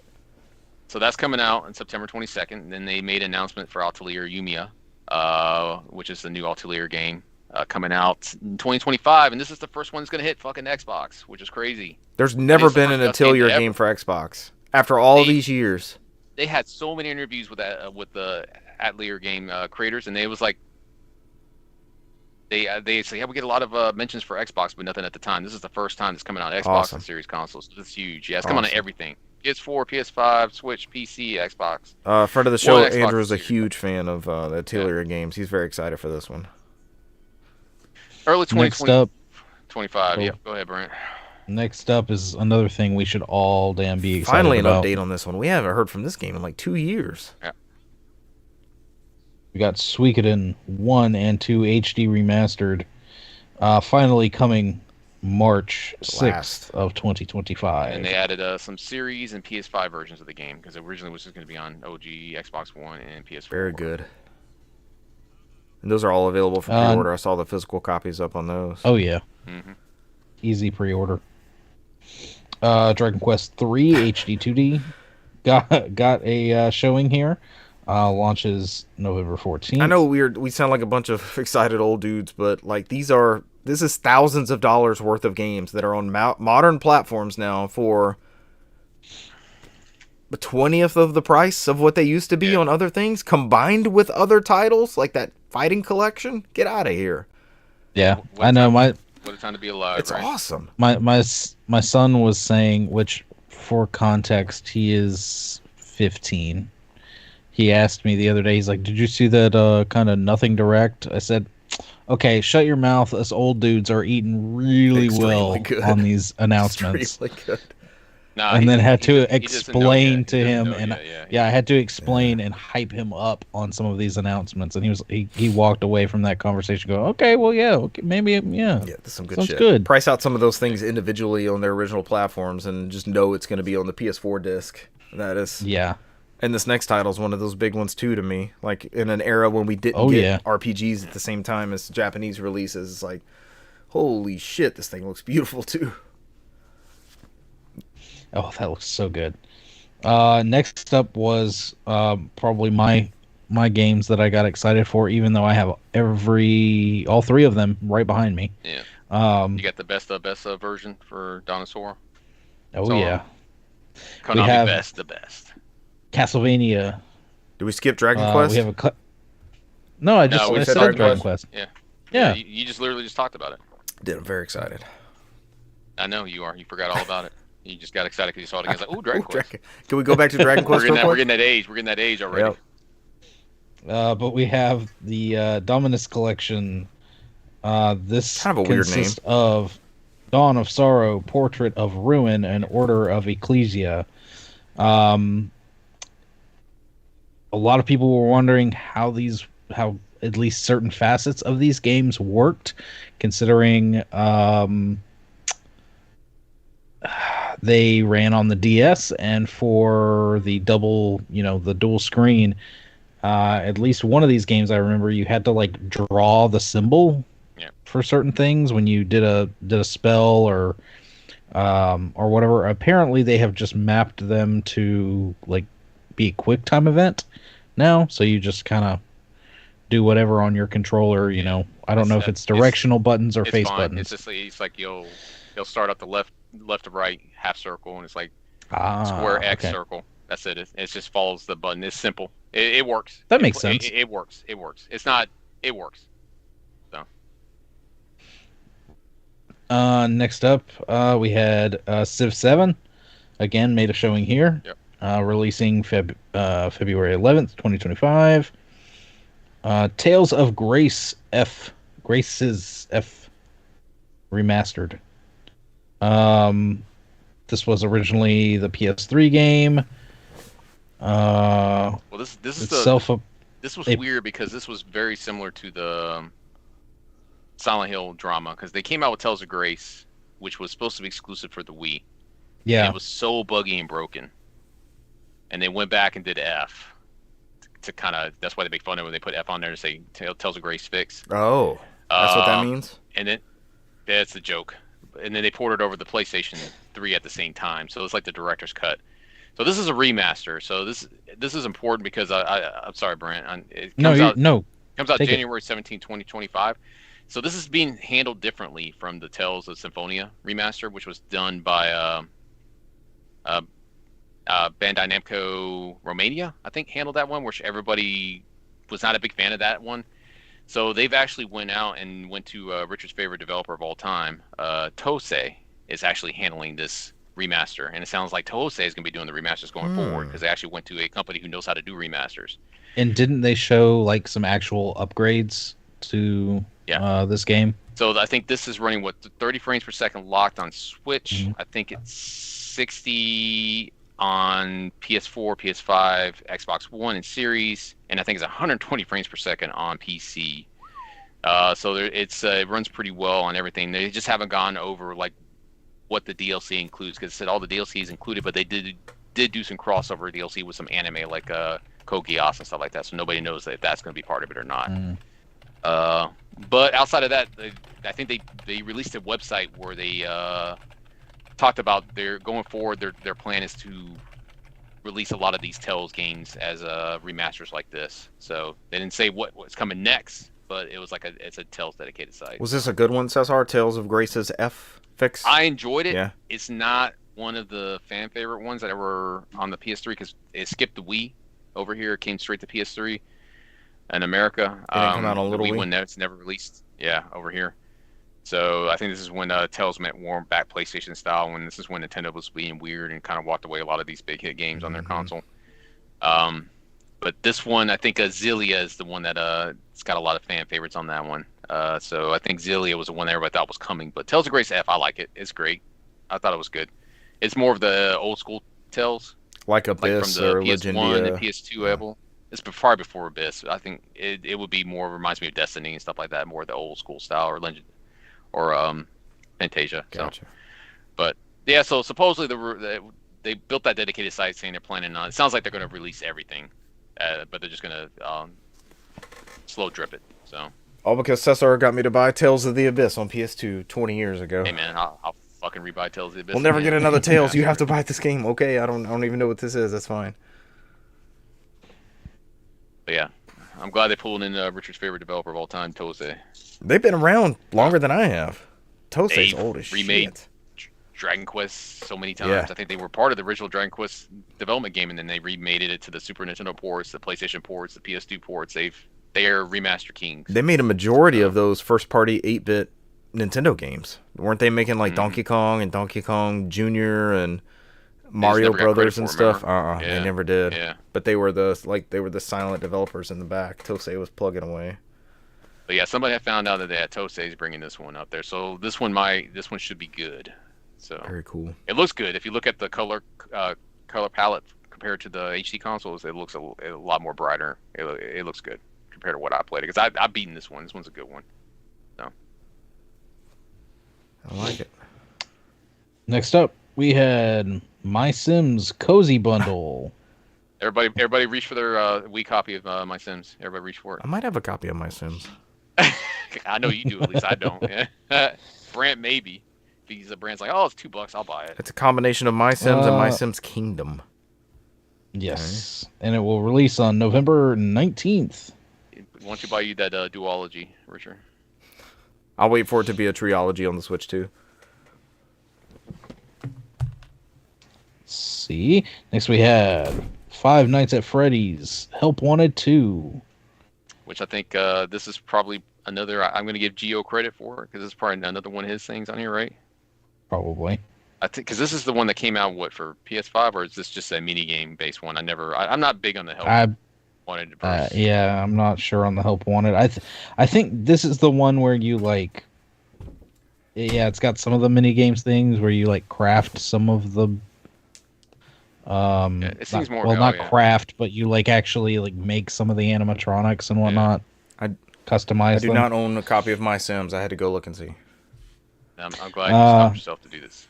And that will be available this holiday season. Yep. There was another montage here. Let's see. We had Funko Fusion, FC25, Epic Mickey's Rebrushed, which got a demo. I played a little bit of that demo. That game is still good. It still holds up. Tales of the Shrine. Another Tales game. Every time I look at it, I kept thinking, I was like, I saw Lego Horizon, and I was like, did they announce Lego Tales Horizon. of the Shire? Oh, Tales of the Shire. Is that the Hobbit cozy game? Or Tales of the Shire? I'm interested in that. that. Lord of the Rings game. Look at that fucking title. Tales of the Shire, a Lord of the Rings game is when I saw it on screen. I was like, what the fuck am I looking at? So. I'm looking at this tiny-ass... Oh, it's right down there. Tales of the I'm trying to look at the like actual game logo on the thing. I know what you're doing. And that shit's so tiny. Yeah. Richard's Game of the Year, Funko Fusion. And then we had Rune Factory, Guardians of Azuma. I thought you said Guardians of the Galaxy. I was like, I'm buying that one. You're in for that? Coming to Switch Rune next Factory, spring. Guardians of the Galaxy, yeah. And the big game to close out the Nintendo Partner Direct was Yakuza Kiwami. And we know this is Geo, right? How are they getting that running on Switch? I don't know. That's Geo. I don't know. It was a PS3 game? Wasn't that on PS3 originally? No, it was a PS4 game. Kiwami, I think, is the PS4. Maybe remember that weird time where we didn't get every Yakuza game? We got it for PS4, but it's possible it could be on. They did ones on the Wii, right? Which one did the Wii U have? Could be one of those. Wii U got a port of 1 and 2, I believe. So that would be Kiwami and Kiwami 2, right? Maybe. Yeah. They didn't do well on the Wii U, if I remember correctly. The remake of the first game in the series. But this is coming to Switch October 24th. It's PS3, Richard. It came out on PS3 also. Interesting. Did it come out here or there? The PS3 version. Not here. That's what I thought. Yeah. Man, if you're just now getting into a Switch, there is a shit ton of content for you to partake in. Yeah. Even if you have access to nothing else, Switch is looking pretty damn good library-wise. We thought it was going in this twilight years, and it just keeps going. I mean, you're hoping that whatever comes next is going to carry on, right? Yes, hopefully. Give us that sweet, sweet backwards compatibility. Next up, that was your Nintendo Direct. Finally, we finished it. It was a indie showcase and a partner showcase combined into one. A Nindies or a Pindies, maybe. Pindies showcase? Oh, God, no. No, it doesn't work. I'm walking away on that one. Yeah. The next story comes from Jordan Midler at VideoGamesChronicle.com. Crash Bandicoot 5 was canceled in favor of live service games. A new report has claimed that Crash Bandicoot 5 was in development at developer Toys for Bob, but it was canceled due to Activision pulling back on funding single-player titles in favor of live service multiplayer titles. According to a new report, blah, blah, blah, blah, blah. Around the same time, it's claimed Activision shot down pitches for other sequels to single-player titles such as Tony Hawk's Pro Skater. I wonder if that's why we never got that rumored 3 and 4 collection. Yeah. The report claims following Toys for Bob's work on the Spyro Reignited trilogy, the company conceptualized a multiplayer Crash title before deciding to take the work they had done on that multiplayer title and use it to build a brand new entry. That would eventually lead to Crash 4, It's About Time.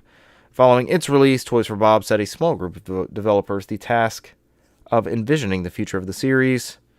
I'm getting an ad. A project that would be referred to internally as Crash Bandicoot 5. This would have been a single-player 3D platformer and a direct sequel to Crash Bandicoot 4, It's About Time. It's claimed the report contains alleged concept art and proposed story concepts for the unannounced game, which include the game taking place at a school for villainous children, featuring returning villains from previous games. That's a good way to weave that into the story.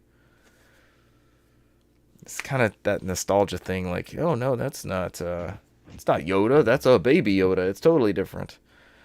One supposed concept even saw Crash team up with Spyro following an interdimensional threat to both worlds. According to the report, Crash and Spyro were intended to be the two playable characters.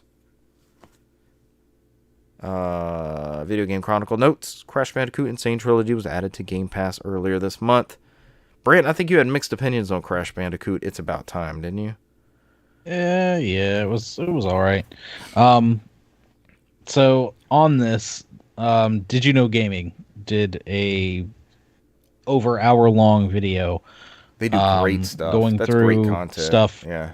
Yes, going over this exact thing, having the footage that was just talked about here on the unreleased multiplayer Crash Bandicoot game. They talked about the first iteration of how Crash 5 was gonna be more kind of Psychonauts inspired, where Crash was going to go into the mind of some of the past villains like Cortex and Pinstripe and some of the other ones, and basically dive into maybe how they were before they got experimented on, or leading up to some big fight with them in their mindscape or whatever, and then it evolved into the whole team up with Spyro, where the evil mask would go and corrupt the dragons in Spyro's land. So, but it sounded, yes, Aku Aku. It sounded amazing, but of course now it got canned. So, but it is neat to see all the concept art and everything they did. I didn't even, like I said, that video was over an hour long. But it is very, very interesting. So if that's on the Did You Know Gaming site channel? Yes. Nice. They do really good stuff. Really good historical deep dives. We're back to Crash being and Spyro being never coming back again, right, guys? That feels like it. Well, I don't know. Toys for Bob kind of broke off from that whole Activision thing, and now they've partnered with Xbox. So, I mean, it's I guess it's possible that Xbox may say, "Hey, we know you did good jobs with these properties. Maybe you can handle these again." Or maybe they're doing something completely new. Who knows? So weird. Like, we know you were good at these and you were working on these, but we did some restructuring and now you have it again after we moved you around some. Yeah. It's kind of weird. All right, Bran, I feel like you have to take this next story, too, on this very news-heavy episode. Cesar and I, our prayers have been answered. I will take full credit for the revival of not only our beloved childhood franchise, but the studio that made it. I mean, Richard, it says down here, it says multi-million selling hit. So they sold a shit ton of copies. I know Croc was a big deal. I'm not knocking Croc. I don't knock Croc on this show. Don't knock Croc. I mean, are you wearing Crocs right now, though? Yes. Gobo themed Crocs. Can we have a Gobo episode? I think What the Hell's a Gobo? Yep, What the Hell's a Gobo? Was that one of your early ones, Brant? Yes, it was. Argonaut Games has been revived and then has announced a remaster of Croc, Legend of the Gobos, which will be released later this year. Oh god, just look at the comments down there when y'all. Cesar can't even make it through the bit. I'm looking at the comments. It's like it's fucking gold. This will come to console and PC 2024. No specific dates have been shared. This year, it's all hell yeah, I love this as a kid. Music to my ears. So I worked closely with Argonauts founder Jez on designing production of Star Glider, Argonaut's first big hit back in 1986, said Argonaut Games co-CEO Gary Scheinwald. Yeah. So to take up the mantle of relaunching Argonaut games nearly 4 decades later brings me full circle. And we have further exciting announcements in the pipeline in the coming months. I feel a certain way about them saying 1986 was 4 decades ago. I don't quite feel like that timetable should match up. No, you're fine, because I've already been 4 decades ago, so join me. Yeah, but obviously they have several in the pipeline coming. They say Croc, Legend of the Gobos, Argonauts, 1997 multi-million-dollar selling hit, features Croc, a lovable crocodile who embarks on a quest to rescue the Gobos from the clutches of the evil Baron Dante. That video clip looked good. Yes, it faithful. Did. Brant, you would know. You played it way more, right? It looks so good. What else are they known for? I know they helped out with Star Fox. I'm about to say, don't forget, Croc was supposed to be Yoshi. Yeah. Trying to see what else was like a big thing. What else they could bring back? When Argonaut Games laid off a bunch of people, 100 employees in October 2004, a bunch of them joined Rocksteady. Interesting. Yep. What else could they release, though? Stunt Race FX gets a port. Scooby-Doo Mystery for Super Nintendo. Buck Bumble. Buck Bumble for N64. Holy hell. The Emperor's New Groove for PC and PS1 in 2000 alongside Alien Resurrection. They did the PS1 Harry Potter and the Sorcerer's Stone. That was a good game. They did iNinja for GameCube, PS2, and Xbox, as someone noted in the comments. And also Malice for the PS2 and Xbox, which was an Xbox exclusive at one point. The young redheaded lady with the hammer. All right, Brant, are you excited about more Croc? Yes, and the game includes a Crocopedia. Oh. That's what I'm talking about. Just what we always wanted. An extensive and meticulously curated digital museum containing long-lost development assets such as game design documents, concept arts, animation tests, and team member interviews, and much more. We laughed at the notion. What more could you ask for? We laughed at the notion of a Crocopedia. We scoffed at the name. We admire what they're doing with the Crocopedia. I'm all about some developer diaries and interviews and such. Insider tidbits and artwork. The only thing I want is like a picture of Miyamoto just going like, no, passing on Giving Croc. it a thumbs down. Yeah. Oh, Croc. That's my that, and what was my other favorite comment where they came out and said they hoped Miyamoto played Ratchet and Clank for the for their planetary gravity and worlds. And he's like I never heard of that game before in my life. And they were talking about Super Mario Galaxy. Oh, Miyamoto's a character. And last but not least, your PlayStation Plus monthly games for Essential have been announced for September. Quidditch Champions for PS5 and PS4. MLB The Show 24 for PS5 and PS4, and Little Nightmares 2 for PS5 and PS4. Those will be available September 3rd. Might try out this Quidditch Champions. You guys want to take a crack at that? Teams of 3 in online co-op. It'll be the 3 of us against 3 others. Included with our subscription, so yeah. Let's get destroyed in some Quidditch online. I think that'd be a fun stream at least. Y'all have to watch the movies and know how Quidditch works. No, you just get on a broom and catch the golden snitch. What's that? What's a snitch? Well, you have the beaters, bludgers, and the beaters, bludgers. I would rather play a couple of rounds. Keeper, of the show the seeker. You want to play a couple rounds of what? The show 24 with you guys. They call me the seeker. I have that Quidditch game for Xbox. We could try. Give that a go. Go real old school. Sure. Why not? Is that it? Is that it for the news? God, we made it. That finally wraps it up. It wasn't that bad. It was lengthy, but I'm running out of desire to speak. And then every time we have an announcement, there's never an announcement for Silk Song, and then every day everybody cries about Silk Song. People, yeah. Brant cries a little bit harder. noted Hollow Knight expert, Brant McKee. Mm-hmm. He fucked around and beat the game. I played 2 different demos on the PlayStation Portal, which Brant has coined the Portal Potty, I think was the name. Portal Potty. So first off, I tried the Visions of Mana demo, which is the brand new Mana game that came out today, I believe. I was not wild about the vertical slice of gameplay that I played.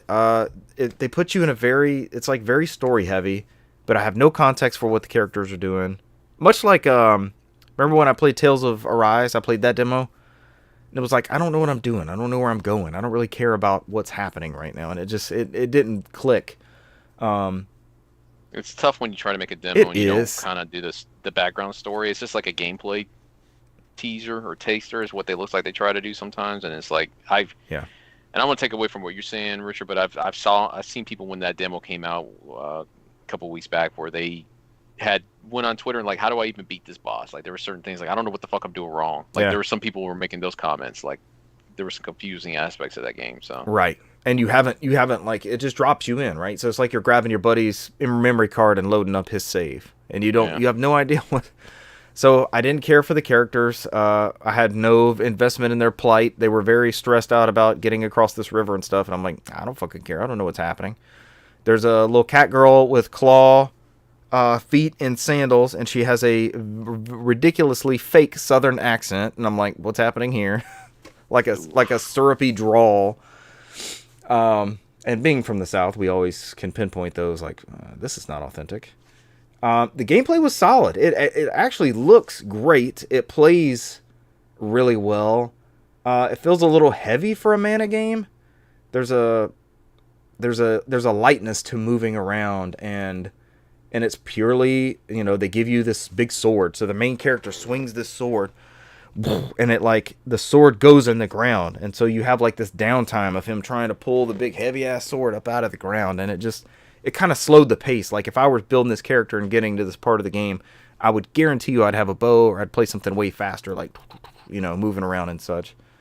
But it kind of tempered my excitement on that just from that little slice that I played. I know, like Cesar said, it's very hard, and that was probably not something they intended. And a lot of the times, the publisher's like, "Hey, you got to put something out there," and they're like, "I don't know, we don't know what to do. The intro to the game is 2 hours. You got to watch a bunch of videos, and you got to really be invested in these people. Just pick a small area where you can." So that won't be a day one for me, but it's definitely still on my radar. Which is weird because it's the first Mana game in 15 years. It's the first one since Dawn of Mana on the PS2, I believe, or maybe one of the DS ones was after that, the Children of Mana. Which I think was a Children of Mana, yeah. But I think this is the first new one in like 15 years is what they said. It is. So after a bunch of remasters for a while. So. And I was chatting with friend of the show, Andrew, about this, and I was like, man, I want to support this Mana series, but my backlog is just, I have all the other Mana games I could be playing. And well, I mean, you don't have to worry about it anymore, Richard, and this isn't bad news, but we just saw the tweet that whole developer got laid off that made the Mana series, so just now, yeah. No way! It literally just happened. Yep. Oh.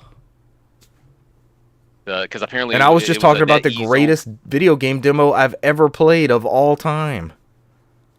They were talking about NetEase is the... Yeah, I saw that on the loading screen. I was like, NetEase? Yeah. Why did they lay them off, though? They got unlimited money. I think it was this update in a tweet. They're saying, I guess they were not satisfied with the return they were getting from the Japanese developers. So it seems like they're looking to exit out of that market. Wow. The only people they kept there is to keep for the updates and whatever final games they got coming out. So.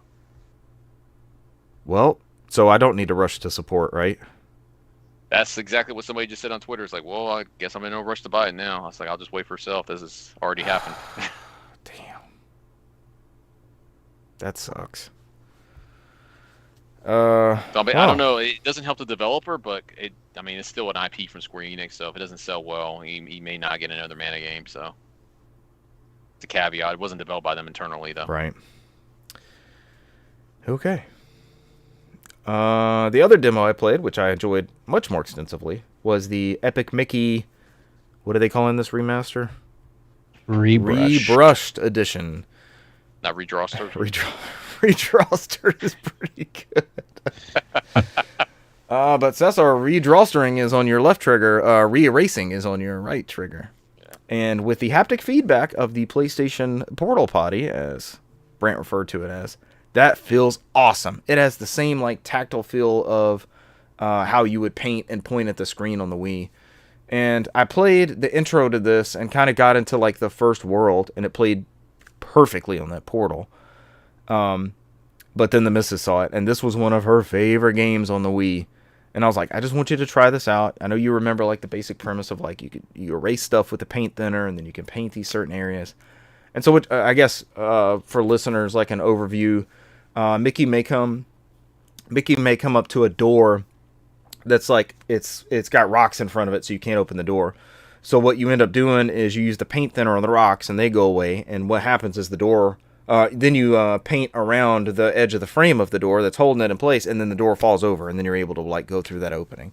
So there's a lot of really cool puzzle elements, and this was a Warren Spector joint, right, by Looking Glass, yes. Yeah, of Looking Glass fame, and it's good. As you described that, the only thing that popped in my mind is since that new Beetlejuice movie's coming out, it's just the Beetlejuice movie where they had to take the chalk and draw the door to the afterlife. I just remember that That's part. the crossover we needed, Epic Mickey and Beetlejuice.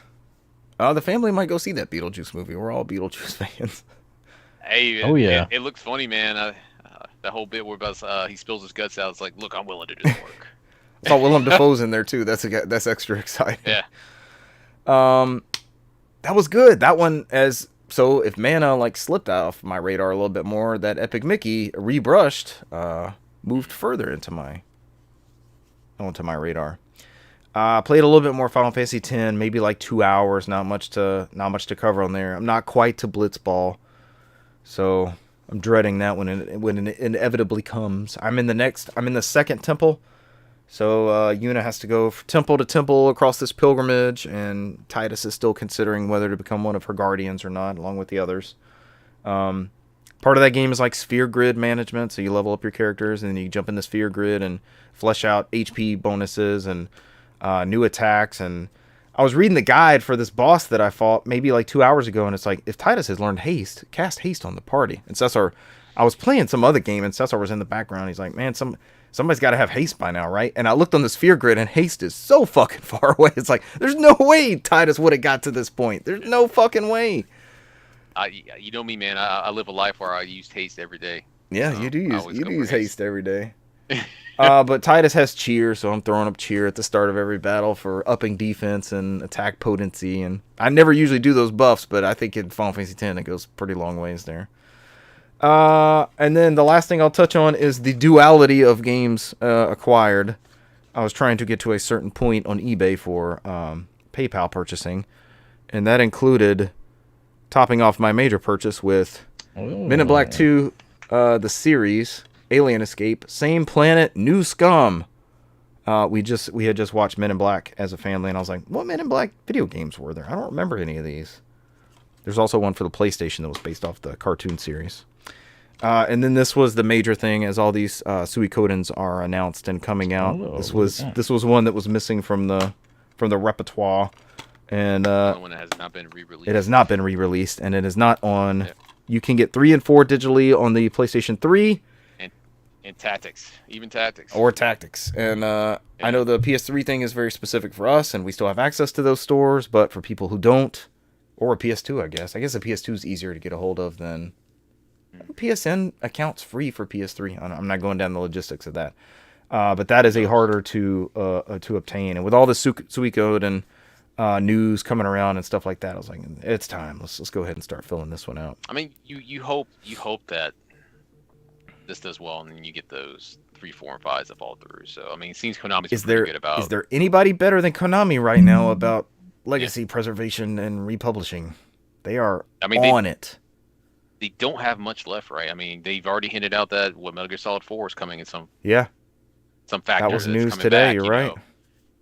So somebody had leaked out that Sony State of Play where that supposedly that Volume 2 Metal Gear Solid Collection is supposed to be on there. What is that going to consist of? What else? Peace Walker? Because I think everybody wants a showcase, but they said from what they're hearing, it's supposed to be State of Play, and I think that's supposed to be the final announcement on there, which I think will be 4, and then. What we got left, we have the portable ops on PSP, with that the Acids, we have Ghost Babylon, Game Boy Color. I mean, It's more offshoots after this, right? Because that first collection did a whole bunch of Metal Gear history. Rising. Yeah, Rising would be probably a good one. So, yeah. I mean, it's not much left unless you start going to these weird, obscure spin-offs. So that way Brand can easily replay that series again from one console instead of Frankenstein in it from the PS3 version. Gradius also. Would love a packaged Gradius collection of some sort. We got a little bit on that anniversary collection, but not all. Right. Yeah. And that seemed like that was somebody else's work, right? Before Konami was coming back and really doing a good job with this stuff. We're missing the mass release of Symphony of the Night, and I think that's the only Castlevania ones left, right? Man, that would be such an awesome collection with maybe give us Rondo the Saturn Blood. And the Japanese one and Rondo of Blood. Because all we got is that PSP emulator one. That's the only one that's officially came out. So we don't have the original PlayStation Classic. So or the Turbo Duo version of Rondo of Blood. So, I mean, there's not much left on Castlevania. There's that rumor with that Bomberman one, supposedly, at some point. Bomberman collection would be awesome. Richard's favorite Twinbee. I love Twinbee. I mean, yeah, unless you start pulling from Hudson, that's it, right? I mean, which Bonk, they can. So yeah, they could do that too. Bonk's Adventure, let's fucking go. Somebody on the Jeff Gerstmann show was like, so I see the Turbo Express was like a handheld Turbo Graphic 16. Were there any good games or any good experiences you could do on there? And his use case was somebody using the coax adapter on the TV digital tuner to like play Pulp Fiction on. That was the coolest thing he saw. And then he's like, well, and you can also play Bonk and Bonk's Revenge and Air Bonk. It's just I like Bonk. The Bonk trifecta. I like Bonk, man. But that is it for me for games played. Yeah, because we didn't play. Did we play any COD? Yeah, we played some Warzone. Yeah, we did. I'll let one of y'all cover it, and a voice is starting to leave me. We got like 3 wins on Warzone. Wins? Hell yeah, we did. 2 or 3. So that's gonna be it for me. I got some stuff going on in the back end that I don't know if I want to talk about yet. Okay. That I'm trying out here. That I think secretly you guys will judge me on, but we never judge. No judge. I did acquire a certain new handheld that was I've been messing with right now that it's Windows based. Oh, okay. Oh, we judge. That I'm able to play Call of Duty on, and it starts with an ally, ends with a ROG X. Ooh. So I haven't had much time on that one, but I did fire up a COD on that one and some other Windows Xbox based native games on there, and it runs beautifully. So this gets around the DRM issues of like trying to play Halo Infinite. So you guys will be bringing certain ways to play that game next month. I will be bringing a handheld that just goes out to a monitor and works. So. Beautiful. That's exciting. I want to hear more about that later when you have more time to tinker with it. Yeah, I just installed Diablo 4 on there since it was included with Game Pass. So I'm fucking around with stuff like that. Since I actually have Game Pass, I can actually use it because I can actually have time to play it on there. Yeah. But we'll see what happens. I've only had it for a week on Saturday. So we keep hearing these rumors of like an Xbox dedicated streaming thing, and with Game Pass, that's a much better incentive. I've got a way better chance of playing Indiana Jones in my bed than I do coming down here. Yeah, it's better just natively on there is what I've enjoyed. So I got 24 gigs of RAM. Ooh, it's interesting. It's beast. I'll go over a little bit. I still prefer the Steam because it's fucking Windows, and it's Windows. Windows is gonna be Windows. Right. You have to. Steam Deck is perfect for having every game pre-configured. You don't really have to go in there and fuck around the graphics and stuff like that. It plays. It's verified. It just works, right? There's not usually where you have to go in there and fuck around unless it's like. Arkham Knight, right? There's only certain ones. It's like you really have to go in there and monkey around when it's not compatible, right? That's the only time. So the biggest hurdle I see on this device is that you have to be a little bit more tech savvy because it gives you the bottom of the bar. It shows you got 24 gigs of RAM, and you can make changes to the game, and it gives you the bar as you fill it up. Like, all right, you're starting to fill up all the RAM you have available, but don't forget you have other resources running Windows on there. So it's not user friendly, so Windows holds it back. So I think when they do come out with Steam OS for those devices, which they said they are some point later this year, I think it'll be a game changer, especially with all that hardware they have on there. But outside of that, it plays well, so I have no issues with any anti-cheat stuff. I loaded up Master Chief Collection, plays fine, no issues online. Awesome. Loaded up Warzone, plays no issues online. It plays everything that Xbox Game Pass has to offer natively without having to go through the cloud, no issues whatsoever. Some of the Steam games that don't play natively on Steam Deck that you have to tinker, like Arkham Knight or Arkham Asylum. It loads Just up just works. fine on those. Yep, it just works. It does have something called an Armory Crate, where you can install all the launchers you have. So you can do GOG, you can do Steam, you can do EA's Play, you can do Ubisoft, Uplay. It launches up, and it's kind of like it brings up a menu where you can just launch up that starter. And I was playing Silent Hill 4, the room on there plays fine. That opens up a lot of GOG content that does not play nice with Steam Deck. So when you choose Steam, it automatically launches Steam in big picture mode. So it looks just like you're playing a Steam Deck. So you have the little it looks just like a Steam Deck. So you have the tiles and everything, like the XMB basically. Tiles there, what's installed, everything. So it's an interesting device. I went on there, I did some homework on there, I did some studying on there too, because it's a Windows PC. I just hooked it up to a dock, I hooked a keyboard, and I was like, all right, let me do some work. I did some work. And it's on a there. good Windows PC. It's serviceable. It's competent. 16 gigs of RAM.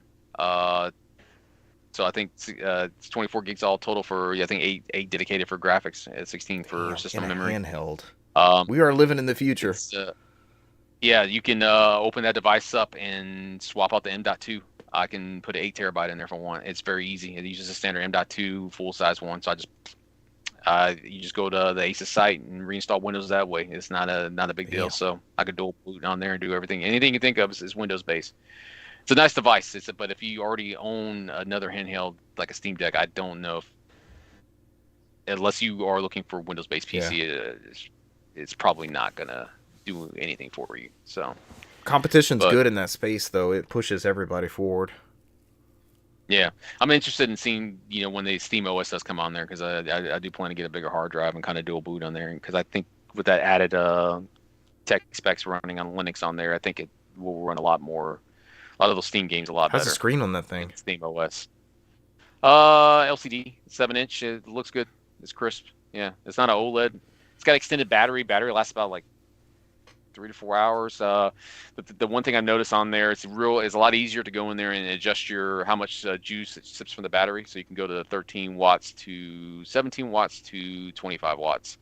And so depending on what you use, so if I'm playing a game on there and I notice that I'm hitting 20 frames per second and I have it on 13 watts, I just boost it up to 17 and it jumps up to the 40 frames per second. Damn.